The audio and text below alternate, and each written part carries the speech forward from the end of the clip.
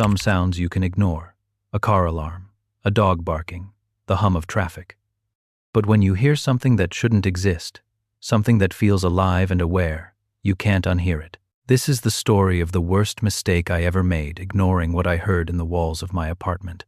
I'm sharing this because I need someone to believe me. And if you ever hear breathing where there shouldn't be any, don't do what I did. Don't wait. Just leave. 3 months ago, I moved into a studio apartment in an old downtown building. The place was cheap, way cheaper than anything else I'd looked at, but the landlord explained it away. Older building, he said. No fancy amenities, but it's solid. I didn't care. I needed affordable, and this was it. The apartment was small but functional. One main room, a tiny bathroom, a kitchenette along one wall. The building itself had that vintage charm, exposed brick and creaky hardwood floors. I liked it at first. The first week was normal. I unpacked, set up my furniture, started settling into my new routine. I worked late shifts at a warehouse across town, so I usually got home around midnight. I'd eat something quick, watch TV, and pass out by 2 or 3 in the morning.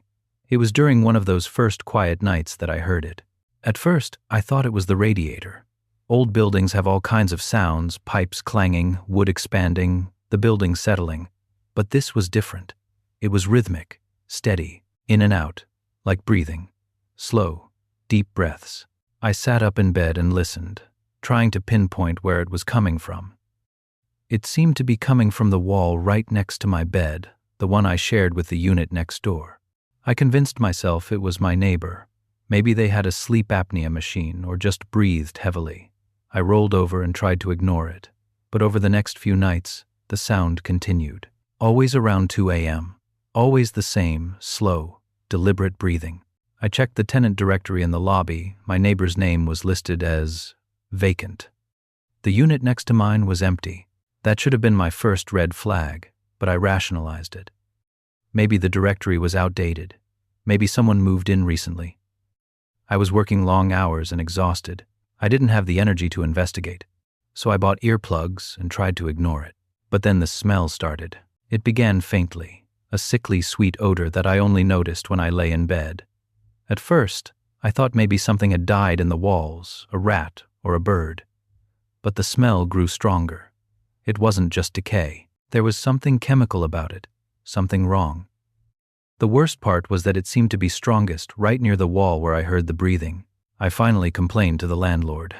He sent a maintenance guy to check for dead animals or mold. The guy poked around, sniffed the air, and shrugged. "I don't smell anything," he said. But I could smell it. Every single night, that rotten sweetness and the breathing that never stopped. I started sleeping on the couch on the other side of the room, as far from that wall as possible. The breathing became more noticeable. Like now that I was paying attention, it wanted me to hear it. Some nights it sounded faster, almost excited. Other nights, it was so slow and deep it felt like the wall itself was expanding and contracting. I couldn't take it anymore. I decided to find out what was behind that wall. I bought a small drill and a flashlight. Late one night, after my shift, I pressed my ear to the wall and waited. The breathing started right on schedule, 2 a.m. on the dot. I marked the spot where it sounded loudest and drilled a small hole, just wide enough to shine a light through. The smell hit me immediately, so strong I gagged and had to step back. I steadied myself, then leaned in and shone the flashlight through the hole. At first, I couldn't make sense of what I was seeing. The space between the walls was narrow, just a foot or so, filled with insulation and old wood beams. But there was something else, something pale and slick, pressed up against the inside of the wall. It looked organic, like flesh, glistening in the beam of my flashlight. And then it moved. It pulsed, slowly, in rhythm with the breathing. I watched in frozen horror as it expanded and contracted, as if the wall itself was alive. And then I saw the eye. It was small, milky, and it rolled slowly toward the light, toward me. The breathing quickened. The thing, whatever it was, knew I was watching. I dropped the flashlight, stumbled backward, and grabbed my phone. I didn't pack carefully. I threw clothes, my wallet, my keys into a bag and ran. I didn't stop until I was in my car, door locked, hands shaking so badly I could barely start the engine. I called the landlord from a motel that night and told him I was breaking the lease. He didn't argue. He didn't ask questions. He just said, "I'll mail you the deposit refund." That was it. No curiosity. No concern, like he already knew. I never went back for my things. I had a friend grab what they could during the day while I waited outside. They said the apartment smelled terrible and the wall by my bed was damp, almost wet to the touch. I still think about what I saw. I've done research, read forums, talked to people who've experienced strange things. No one has an explanation that makes sense. Some say it could have been mold or some kind of organic growth. But mold doesn't have eyes. Mold doesn't breathe. I don't know what was living in that wall, and I don't want to know.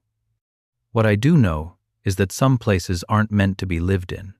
Some sounds aren't meant to be heard. If you ever move into a place that's too cheap, too convenient, too good to be true, pay attention. Listen to the walls. And if you hear breathing, get out. Don't wait. Don't investigate. Just leave. Working alone at night can play tricks on your mind. You start hearing things, seeing shadows move where they shouldn't. Most of the time, it's nothing. But sometimes, the things you notice aren't in your head. Sometimes, they're real. This is the story of my time as a night security guard, and the visitor I could never explain. If you work nights, stay alert. Because you might not be as alone as you think. I got the security guard job about 4 months ago. It was at a mid-sized corporate office building on the edge of town, one of those boxy glass structures with too many floors and not enough personality. The pay was decent, and the work was easy. I was alone from 11 p.m. to 7 a.m., responsible for patrolling the building once every hour and monitoring the security cameras in between. The building was supposed to be empty, locked down, just me and the hum of the HVAC system. The first 2 weeks were uneventful. I'd do my rounds, check the doors, watch the cameras, and scroll through my phone during the downtime. The building was quiet, almost too quiet, but I got used to it. Then, small things started happening. During my 3rd week, I was doing a routine patrol on the 5th floor when I noticed a door slightly ajar. It was one of the conference rooms, and I distinctly remembered locking it an hour earlier. I figured maybe I hadn't closed it all the way. I secured it and moved on. But then it happened again the next night. A different floor, a different door, and then another. I started keeping a list, checking and rechecking every door on every floor. But no matter how careful I was, I'd always find at least one door unlocked or open when I came back around. I checked the security footage obsessively, rewinding through hours of empty hallways, looking for any sign of movement. There was nothing, just static shots of empty rooms and dark corridors. Then the coffee cups started appearing. I'd find them in the break rooms half full, still lukewarm. Fresh coffee, like someone had just poured it and walked away. I was the only person in the building. I checked the sign-in logs, called my supervisor to confirm no one else had access after hours. "Just you," he said. "No cleaning crew, no maintenance scheduled this week, but someone was there. I could feel it." The footsteps started around my 4th week. I'd be sitting in the security office, watching the cameras, and I'd hear them soft, deliberate footsteps echoing from somewhere above me. I'd check the cameras for the floor directly overhead. Nothing. I'd run up the stairs, flashlight in hand, but the hallways were always empty. The footsteps would stop the moment I reached the floor, like whoever or whatever it was knew I was coming. I tried to rationalize it. Old building, weird acoustics, maybe sounds from outside carrying in strange ways. But deep down, I knew better. The footsteps had weight. They had rhythm. They were real. Then came the night I heard the singing. It was around 3 a.m., and I was on the ground floor finishing a patrol. I heard it drifting down from somewhere above a woman's voice, soft and melodic, singing an old lullaby. I recognized the song immediately. My grandmother used to sing it to me when I was a kid. Hearing it in that empty building, in the dead of night, made my skin crawl. I followed the sound. Up the stairs, floor by floor, the singing growing louder as I climbed. By the time I reached the 8th floor, it was clear. The voice was coming from the large conference room at the end of the hall. I approached slowly, my flashlight beam cutting through the darkness. The door was closed.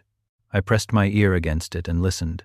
The singing was right on the other side. Slow, deliberate, each note perfectly formed. I steadied my breathing, gripped the door handle, and pushed it open. The singing stopped instantly. The room was freezing so cold I could see my breath misting in the beam of my flashlight. The conference table was empty. The chairs were pushed in neatly. No one was there, but the air felt wrong, heavy and oppressive, like the room was holding its breath. I swept my flashlight across the room, and that's when I saw it. On the whiteboard at the far end of the room, written in fresh blue marker, were the words, "Why do you keep coming back?" The handwriting was shaky, almost childlike. I stared at those words, my heart hammering in my chest. I hadn't written that. No one had been in this room. I checked the cameras later. There was no footage of anyone entering or leaving the 8th floor. But the message was there, clear as day. I left the building that night and didn't come back. I called my supervisor the next morning and quit over the phone. He didn't seem surprised. He just said, "All right, I'll process your final paycheck." No questions, no concern, like he'd heard it all before. I did some digging after I quit. Turns out, I wasn't the first guard to leave that building suddenly. Over the past 3 years, at least 6 others had quit within the first month. No one wanted to talk about why. I reached out to one of them, a guy named Marcus. He finally responded to my email with just one sentence. "You heard it too, didn't you? I don't know what was in that building. I don't know if it was a ghost, some kind of residual energy, or something else entirely.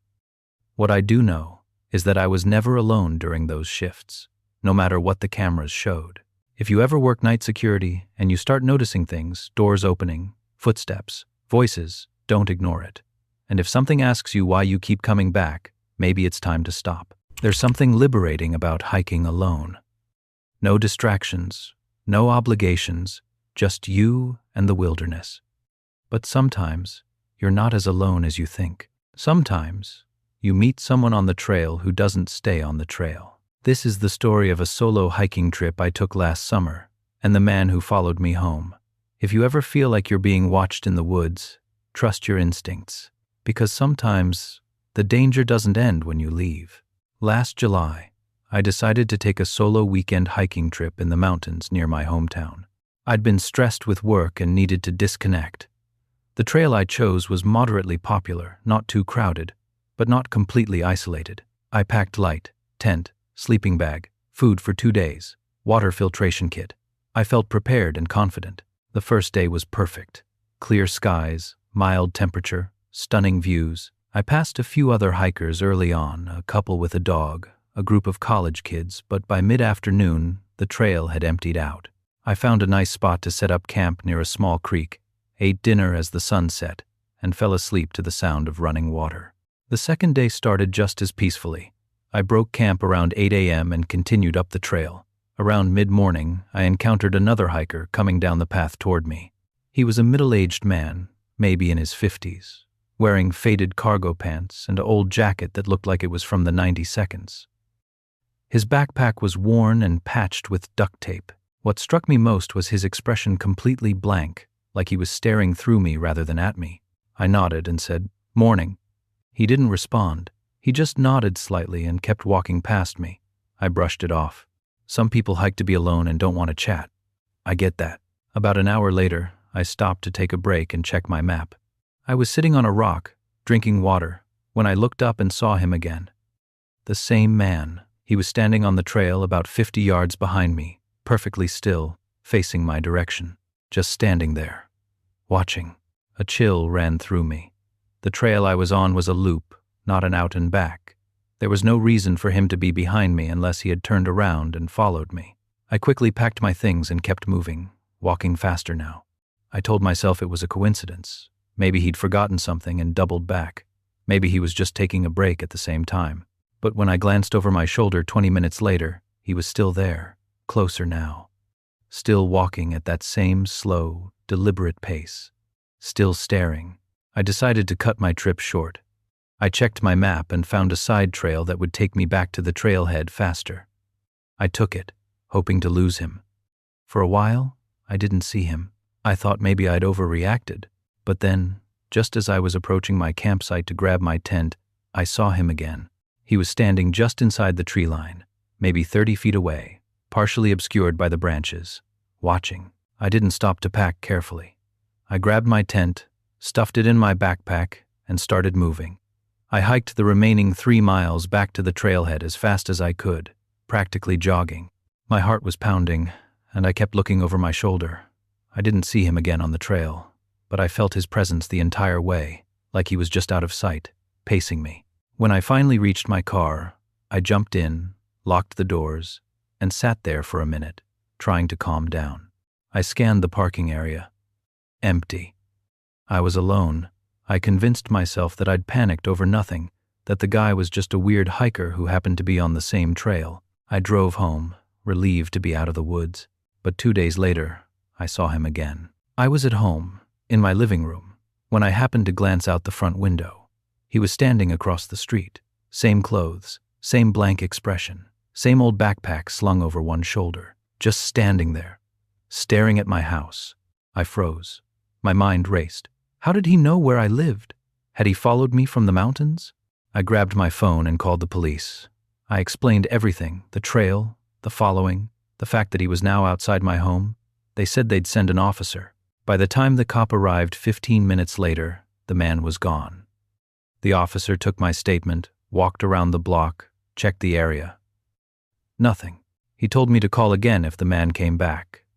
Could be a homeless guy, someone with mental health issues, the officer said. But keep your doors locked just in case. I couldn't sleep that night. I kept getting up to check the windows, half expecting to see him standing there in the dark. He wasn't, but over the next week, I saw him 3 more times, always at a distance. Once at the grocery store, standing at the end of the aisle. Once at a gas station, sitting in a parked car across the lot. And once, late at night, standing under a streetlight 2 blocks from my house. Each time, I called the police. Each time, he was gone before they arrived. The cops started to sound skeptical, like maybe I was imagining things. But I wasn't. He was real, and he was following me. I installed security cameras around my house. I changed my routine, took different routes to work, avoided going out alone. I even stayed with a friend for a few days. But no matter what I did, I'd catch glimpses of him, always watching, always just out of reach. It's been 2 months now, and I haven't seen him in about 3 weeks. I want to believe he's gone, that whatever fixation he had on me has passed. But I don't feel safe. I don't go hiking anymore. I barely leave my house unless I have to. I keep the curtains drawn and the doors locked, and sometimes, late at night, I swear I see a shadow standing across the street, just outside the reach of the streetlight. I tell myself it's my imagination, but deep down, I know better. He's still out there, still watching, still waiting. We trust our phones. They're extensions of ourselves, our contacts, our photos, our voices. But what happens when your phone shows you something impossible? What happens when you receive a message from yourself, warning you about something you haven't experienced yet? This is the story of the voicemails I've been getting from my own number. And if this ever happens to you, don't ignore it, because whoever or whatever is on the other end knows more than they should. 3 weeks ago, I was sitting at my desk at work when my phone buzzed with a notification, a voicemail. I glanced at the screen and my stomach dropped. The call had come from my own number, my exact phone number. I stared at it for a moment, confused. I hadn't called anyone. My phone had been sitting on my desk the entire morning. I checked my recent calls. There was no outgoing call logged, but the voicemail was there, clear as day, time-stamped from just 2 minutes earlier. I figured it was a spoofing scam. I'd heard about those robocallers faking caller IDs to make it look like you're calling yourself. Annoying, but not unusual.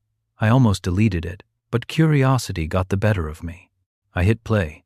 The message started with static, a harsh crackling sound that made me pull the phone away from my ear. Then I heard the voice.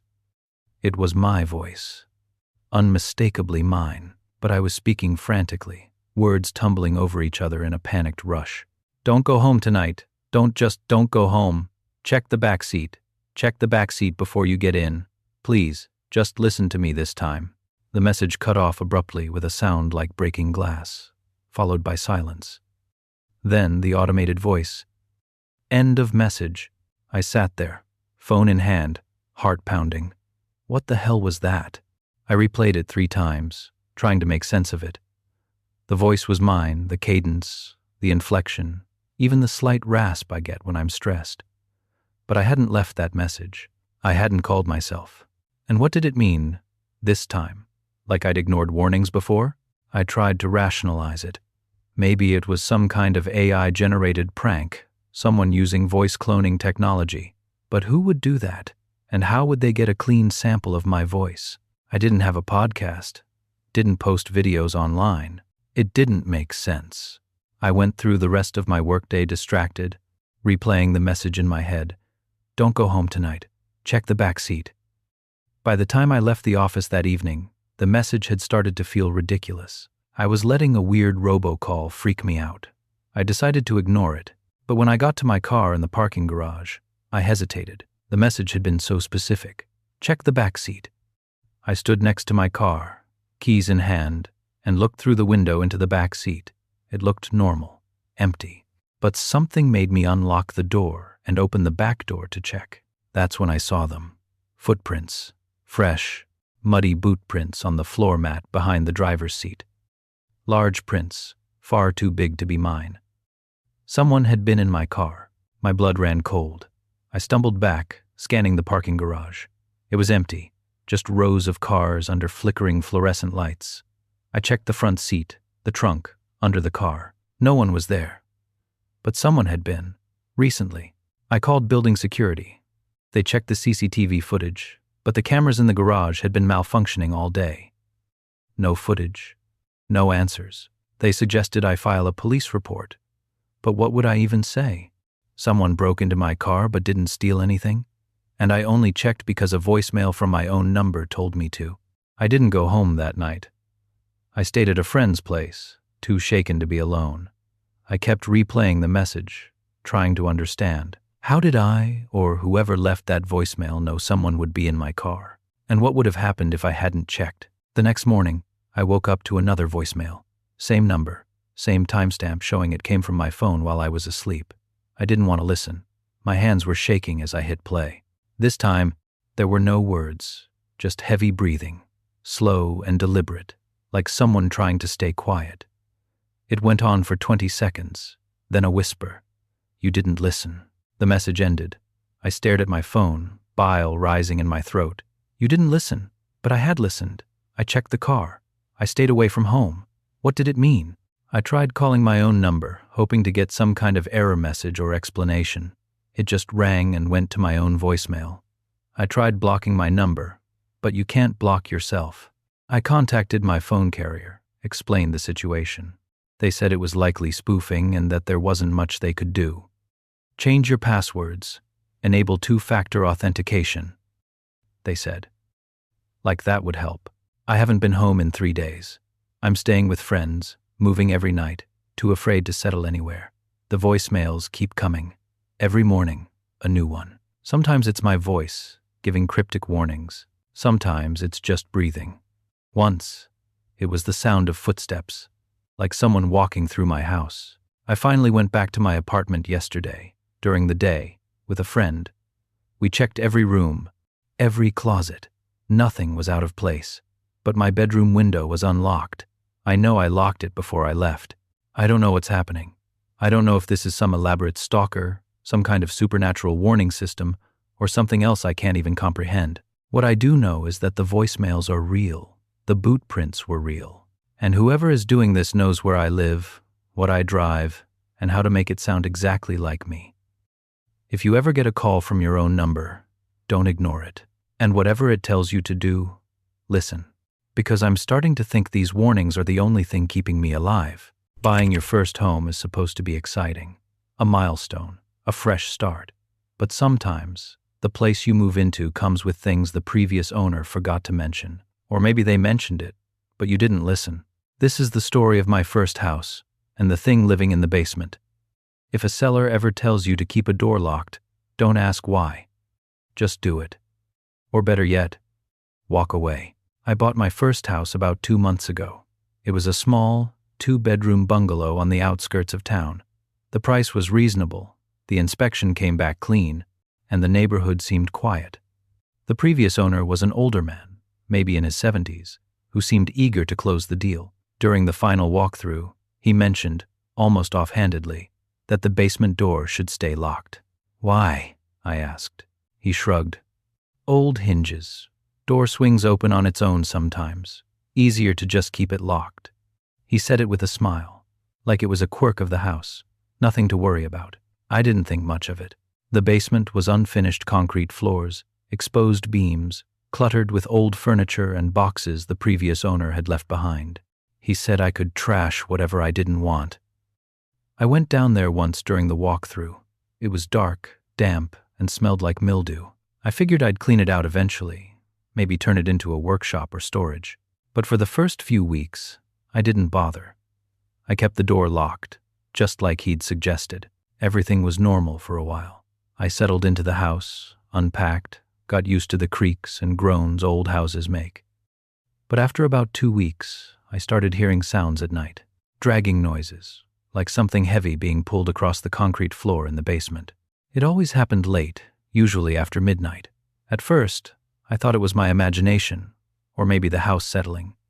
But the sounds were too rhythmic, too deliberate. I convinced myself it was mice or rats. Old house, unfinished basement, it made sense. I set traps, put down poison, but the sounds continued. And they were too loud to be rodents. It sounded like furniture being moved. Then my dog started acting strange. I have a German shepherd named Sadie, fearless and protective, but she refused to go near the basement door. If I even walked toward it, she'd stop, ears flat, and growl. She'd back away slowly, her eyes locked on the door. I'd never seen her act like that before. One night, about 3 weeks after moving in, I was sitting in the living room watching TV when I heard it. 3 loud knocks from inside the basement. A pause, then 3 more, deliberate, rhythmic, like someone was signaling. I muted the TV and listened. Silence. Then, again, knock, knock, knock, pause, knock, knock, knock. My heart was pounding. I stood up and walked toward the basement door, Sadie growling behind me. I pressed my ear to the door and listened. Nothing. Just silence. Then I heard footsteps. Slow, heavy footsteps ascending the basement stairs. I stepped back, my hand on the doorknob. "Hello?" I called out. "Is someone down there?" The footsteps stopped. Silence. I waited, barely breathing. Then, suddenly, the doorknob rattled violently, like someone was trying to force it open from the other side. I let go and stumbled backward, my pulse racing. The knob twisted and turned, but the lock held. After a few seconds, the rattling stopped. I stood there, frozen, listening. No more footsteps, no more knocking, just silence. I didn't sleep that night. I sat on the couch with Sadie, a baseball bat next to me, staring at the basement door until the sun came up. When morning came, I worked up the courage to open it. I unlocked the door, turned on the light, and looked down the stairs. Nothing, just the empty, unfinished basement. But something felt wrong. I went down the stairs slowly, bat in hand, and looked around. The furniture had been moved. The old couch that had been against the far wall was now in the center of the room. A stack of boxes had been dragged across the floor, leaving long scrape marks in the dust. And on the inside of the basement door, there were scratches. Long, deep gouges in the wood, like something had been clawing to get out. I ran back upstairs, slammed the door, and locked it. I called the previous owner, but his number was disconnected. I tried to find him online, no social media, no forwarding address. It was like he'd vanished. I did some research on the house. I found old property records, newspaper archives. Nothing stood out at first. But then I found an article from 15 years ago. A man had gone missing in this neighborhood. His name was never released. But the article mentioned he was last seen near this address. The case was never solved. I contacted the police and told them what I'd found. They said they'd look into it, but I could tell they didn't take it seriously. "Probably just an urban legend," one officer said. "Old houses make noise. But I know what I heard. I know what I saw. And I know those scratches weren't there before. I'm selling the house. I've already listed it. But I'm terrified of what the next owner might find. Because whatever is in that basement, It's not a rat. It's not the house settling. It's something that knocks. Something that moves furniture. Something that wants to get out. I still live here, for now, until the sale goes through. I keep the basement door locked, and I don't go near it. But some nights, I still hear the knocking. 3 knocks. A pause. 3 more. And I wonder how long can a lock really keep something in, and what happens when it finally gets out.